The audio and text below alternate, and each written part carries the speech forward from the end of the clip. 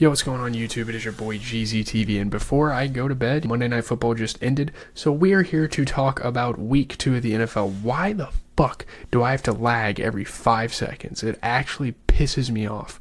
Sorry if this video is a little laggy. My computer is acting really fucking stupid. It's fine. We can get into every game here. Again, if I get too laggy, I'm just gonna cover my face and put video over it because I'm getting fucking sick and tired of having to restart my computer 50 times. We're gonna skip the Thursday game. I mean, prayers out to Tua, but that game was really fucking bad. So let's get into my Packers playing the Colts. Malik Willis thrives with help from the Packers defense in the running game and a 6-point victory over the Colts. Shout out to Malik Willis, man.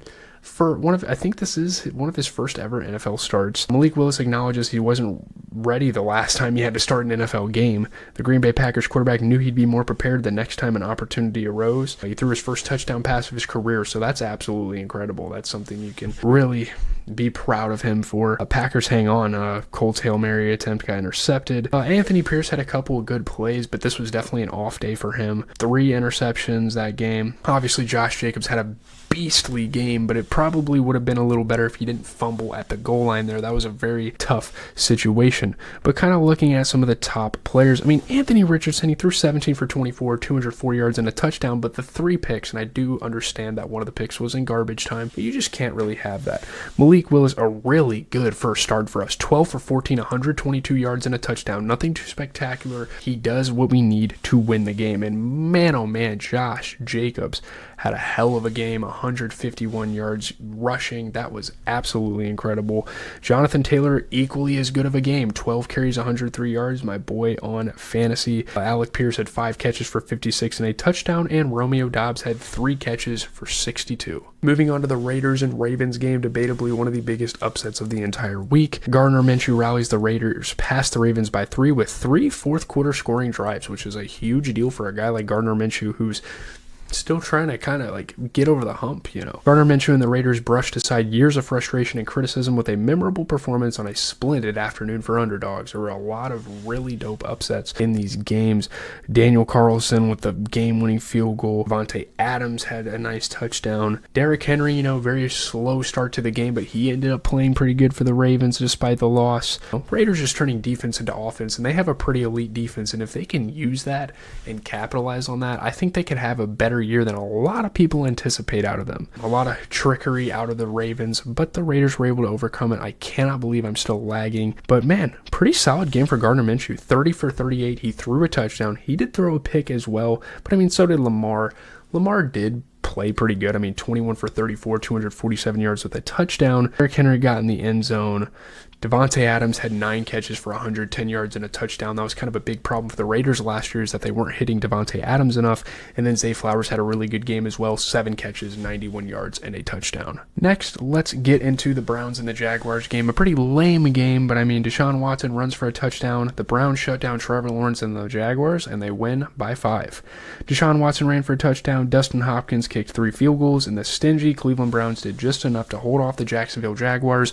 Obviously, their defense is really just their strong point. They have one of the better defenses in the league, which is the only reason why they're literally like not one of the worst teams in the NFL. Shout out to Deshaun Watson though. Oh, that's awesome. Safety sack on Trevor Lawrence. He just didn't have a great day. But Brian Thomas had a nice little catch.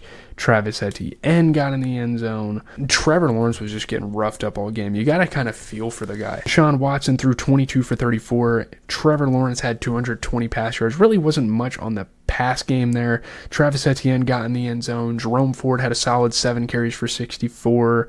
Jerry Jeudy had 5 catches for 73. And Brian freaking Thomas, I think he is a rookie this year out of LSU. He had 2 catches for 94. Not really much to talk about in this game. Wasn't a game I really paid attention to. Moving on to the Jets and the Titans.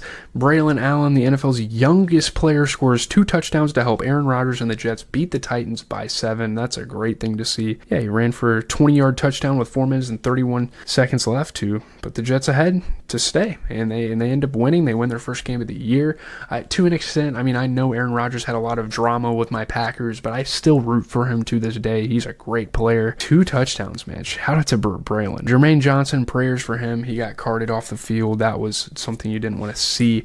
Obviously, Calvin Ridley had an insane touchdown catch. Aaron Rodgers and Breece Hall with an insane connection. Pretty dope stuff again. Shout out to Braylon Allen. What a game for him. Aaron Rodgers, 18 for 30 with 2 touchdowns.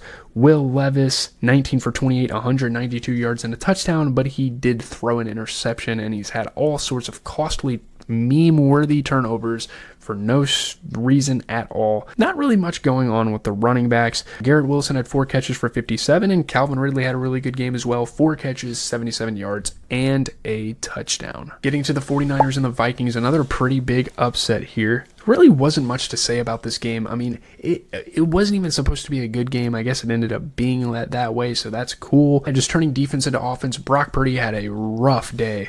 I didn't really watch this game that much. I probably should have, because, I mean, if we're talking about fantasy football, there's at least 3 or 4 Niners players that are, split between my leagues. I have Brock Purdy, Christian McCaffrey, George Kittle, and Debo, and at least one of my teams. And so I probably should have paid attention, but I really didn't. Shout out to Jordan Mason continuing to kind of step up in Christian McCaffrey's role despite a loss. Just brutal turnovers for the Niners all game, especially with Brock Purdy. George Kittle had a nice little touchdown.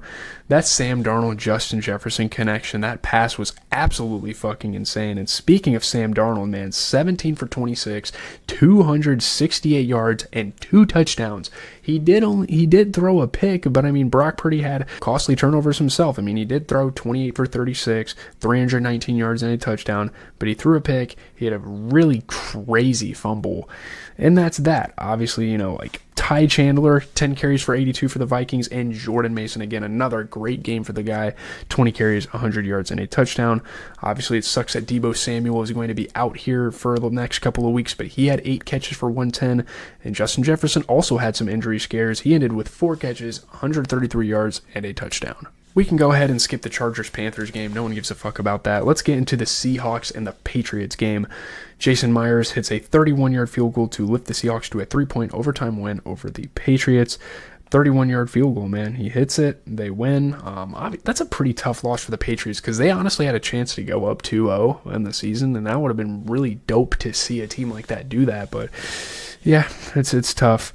Antonio Gibson, huge fucking run for the Patriots. It's really cool to see Ramondre Stevenson and Antonio Gibson work so well together on that team. And the running back core, Jacoby Brissett, getting through pressure, finding his spots. He had a pretty good game there. And obviously Ramondre Stevenson had a good game as well. Shout out to my boy Zach Charbonnet. I picked him up last second off the waivers, and he had a touchdown. Geno Smith, a really good game. 33 for 44, 327 yards and a touchdown. That's a really good game. Jacoby Brissett threw 15 for 27 with a touchdown. Man, Antonio Gibson, 11 carries for 96. That is a great game for him. DK Metcalf had a good game, 10 catches, 129 yards, and a touchdown, and an unlikely candidate for the Patriots. I mean, Hunter Henry is a hell of a football player, but 8 catches, 109 yards, you don't see that every day out of a tight end. So I know a couple Patriots fans, that kind of hurts to see you guys lose like this, but you guys are being competitive, so that's a pretty big deal. You know what? I'll spare the Cowboys fans. We can skip the Saints-Cowboys, even though Alvin Kamara had already had an early performance of the year. But let's get into the Giants and the Commanders. Jaden Daniels gets his first NFL win as the Commanders beat the Giants on 7 field goals by Austin Seibert. If you were lucky enough to pick him up in fantasy, boy, were you having a good time. Jaden Daniels got the wind knocked out of him, missed a snap, and came back like nothing went wrong. And, down the stretch, I know Jaden Daniels didn't get in the end zone, but it's a pretty big deal to get your team in a field goal range 7 separate times. People kind of underestimate that. That's a pretty big deal. Yeah, Austin Seibert got his money's worth. 4th down conversion, obviously Malik Neighbors dropped the pass. That was unfortunate, but man, Malik Neighbors had a great game. It doesn't really matter. And this dude's a rookie. He has plenty of time to develop in this league. Yeah, he's getting balls from He's getting the ball thrown to him by Daniel Jones, so that's not great, but he's definitely doing what he can with that. Brian Robinson Jr. had some plays. Shout out to him. Wan'Dale Robinson got in the end zone. Shout out to Brian Robinson. He's on my fantasy team. Daniel Jones, 16 for 28, 178 yards, 2 touchdowns. Not a terrible game for him. Jaden Daniels threw 23 for 29. Good running backs. I mean, Devin Singletary, 16 carries, 95 yards and a touchdown, and Brian Robinson had 17 carries for 133. A good game for an insane game for Malik Neighbors, by the way. Like, second game in the league, and we'll talk about another receiver in his second game in the league that had an insane game. But 10 catches, 127 yards and a touchdown. Actually, I'll probably skip the Cardinals game. Who am I kidding? Zach Ertz, 4 catches for 62 yards. I mean, the guy's not even supposed to be in the league at this point, and he's still having really solid games for the Commanders, moving the needle for them, so that's cool. Getting into the Buccaneers Lions, another kind of upset here. Baker Mayfield runs for a touchdown and throws a touchdown pass, lifting the Bucs to a 4-point win over the Lions and a playoff rematch from last year, getting their redemption. Baker Mayfield took one step back, planted his left foot, and took off for a zigzagging 11-yard touchdown run that gave Tampa Bay the lead for good in a rematch. I've been trying to tell people this. Baker Mayfield is what Johnny Manziel could have been without, like, the drug problems. I sincerely believe that, like, seriously. Baker Mayfield really did it all. Threw the ball, ran the ball. Obviously, Aiden Hutchinson. Holy shit, 4.5 sacks for Aiden Hutchinson. I did not know that, but Baker Mayfield overcame it. I love to see that. David Montgomery got in the end zone, of course.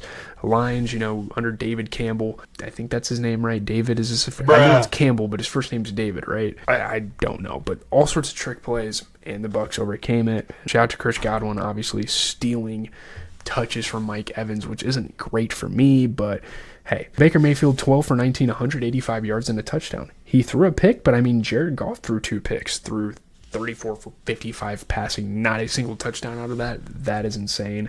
Shout out to Jahmyr Gibbs, 13 carries, 84 yards. And I mean, Baker Mayfield got it done on the run as well. 5 carries, 34 yards, and a touchdown. That's pretty dope. And Chris Godwin, 7 catches, 117 yards, and a touchdown. You get a Monrock coming out there and having 11 catches, 119 yards, which I don't love because I was going against him, but that's fine. We got about 4 more games to talk about. Let's skip the Rams-Cardinals. Shout out to Marvin Harrison Jr., but that game was terrible. Let's move on to the Steelers and the Broncos. Justin Fields wins his second straight start as a sub for Russell Wilson. He leads the Steelers past the Broncos by 7 points. Justin Fields and the Pittsburgh Steelers squeaked past the sputtering Denver Broncos. Obviously Russell Wilson reprising his bitter role as sideline spectator in the Mile High City. Again, Bo Nix just throwing picks, just not really knowing how to handle these clutch time situations. And it's fine, obviously, sacked a bunch of times, went through a lot. Lil Jordan Humphrey had a catch and had a big game. That's a funny name. Yeah, man, Bo Nix had a rough game for sure. Obviously, Justin Fields made a play, and Bo Nix really didn't. So that's kind of the difference there. Justin Fields, 13 for 20. He threw for a touchdown. Bo Nix, 20 for 35, 246 yards, which looks pretty good, but he also threw 2 interceptions. I mean, he had 4 carries for 25 yards. He was decent enough at getting out of the pocket. Najee Harris had a decent game, 17. I don't know. That's not a great game, if we're being honest. Josh Reynolds, he used to play on the Lions, I believe, 4 catches for 93, so he had a pretty good game. Getting into Bengals-Chiefs, one of the more interesting games of the week, one of the games I really paid close attention to. Harrison Butker hits a 51-yard winner for Casey after the penalty on the Bengals safety keeps the Chiefs alive. Harrison Butker kept making a lonely walk to midfield after each quarter Sunday to check on the direction of the wind, which tends to swirl inside Arrowhead Stadium. He did it one last time during the 2-minute warning. Chiefs were trailing. He went out and got it done. That's why Harrison Butker is one of the best kickers in the NFL. Walk-off field goal. Obviously, that huge penalty on the Bengals. It just has to happen. And, everyone talks, it was a clear penalty. Everyone wants to talk about it. I will say, very late whistle. That's really the big problem with that. Jamar Chase was furious. Joe Burrow got pissed at him. All that stuff. Scooping scores for the Chiefs. Very unfortunate stuff. Cam Taylor-Britt, the Bengals defense brought it themselves. Insane pick for him. An offensive lineman got a touchdown for the Chiefs, so that was pretty insane as well. Looking here, Joe Burrow, 23 for 36, 258 yards and 2 touchdowns. There's really, he fumbled the ball, but there's really not much you can complain about with him. He had a really good game. Patrick Mahomes threw 18 for 25. He threw for 2 touchdowns and 2 picks. Really not a good game for Mahomes, but they were able to muster it out, I guess. Not much to really say here. Mike Gesicki had a pretty good day for the Bengals, 7 catches for 91, and my boy Rashee Rice had 5 catches, 75 yards and a touchdown. So happy to see him doing well for the Chiefs. 2 more games, we will get into the Bears and the Texans. CJ Stroud throws a touchdown pass, and Fairbairn kicks 4 field goals to help the Texans beat the Bears by 6. In the second half, where CJ Stroud and the Houston offense struggled to move the ball, the Texans defense stepped up to secure a win over the Bears. Obviously, taking advantage of a rookie quarterback that really doesn't have enough time in the pocket, doesn't really know how to make those improv reads, taking advantage of that completely, of course. Obviously, Joe Mixon got hurt, so that was pretty concerning, but I think he came back and played. First career interception for Caleb Williams. At least he didn't throw a pick in his first game. That's pretty dope, obviously. And there's a huge thing where Al-Shaair threw a punch and didn't get thrown out of the game. That was pretty fucking insane. Big scuffle there. Obviously, Nico Collins was killing it all night for the Texans, and Khalil Herbert got in the end zone, so that was kind of cool. And Caleb Williams, 23 for 37, but the dude threw 2 picks. There's not much you can really do there. CJ Stroud had a good game, 23 for 36, 260 yards, and a touchdown. Caleb Williams, had to run the ball as well. 5 carries for 44 yards, not a bad day for him there. Nico Collins had a hell of a football game, 8 catches, 135 yards, and a touchdown. He's damn near a top 10 receiver in the NFL. Statistically right now, I feel like he 100% is, but obviously, based on talent and based on the names of some of these receivers, he might not be. I don't know. Let me know in the comments what you think about that. Getting into the game that just concluded about a couple hours ago, we have the Falcons and the Eagles. Kirk Cousins caps a winning drive with a touchdown pass to Drake London as the Falcons rally past the Eagles by a point. So this is what Atlanta expected out of $180 million lavished on Kirk Cousins. This is exactly what you're going to get. You're going to get game-winning drives. This guy was built to formulate a game-winning drive. He was built to execute that. All the opportunities he had when he was in Minnesota, it's perfect. Obviously, steal the win from the Eagles. That was awesome. I loved seeing that. And Jesse Bates, a part of one of the best secondaries in the NFL, got a pick on Hurts at the end. And what is a Hurts drive to try to win the game without a pick? What is it? Obviously, Saquon Barkley dropped the ball. That wasn't great. And the underrated part about that Drake London touchdown is he was being guarded by a freaking big play Slay, Darius Slay, and he cooked him on that route. That was amazing. Obviously, Bijan Robinson couldn't really get much going, I don't think. I guess he did get a lot going. 14 carries for 97. Who am I kidding? That's a great game. Kirk Cousins, 20 for 29, 241 yards and 2 touchdowns. That is a great game. Jalen Hurts threw 23 for 30, threw for a touchdown, but he also had that pick at the end of the game, which literally directly lost them the game because they were trying to get into field goal range and win the game. Darnell Mooney. Shout out to Darnell Mooney, man. 3 catches, 88 yards, and a touchdown. And Devontae Smith had a solid game as well. 7 catches, 76 yards, and a touchdown. It's going to do it for the games. Again, that is going to do it, boys. Obviously, the NFL starts back up this Thursday. There's some pretty good games. I'm looking forward to Chargers, Steelers, Patriots, Jets should be a good one. I think Texans, Vikings is going to be a good-ass game. Eagles, Saints will be a good game. That'll be a good game for sure. Who else? Dolphins, Seahawks. I guess no Tua kind of sucks for them. Lions, Cardinals, I'll be looking forward to that. Chiefs, Falcons will be a decent game as well. That's probably about it for next week. So leave a like, comment, and subscribe. It has been your boy GZTV every single week. I'm going to try. It's going to be hard to be consistent. And by the way, I'm sorry for no gaming content last weekend. I just didn't have the time for it. I really did. And I was trying to balance schoolwork and hanging out with my roommates and doing all this stuff, and it's just hard to find the time in there to formulate and edit videos for 2 to 3 hours. So that's kind of how that went. If you don't get video game content as much, that's why. It's really hard. Maybe this weekend I'll try, since I'm going to be at home in my hometown, but we'll see. I'm out, boys.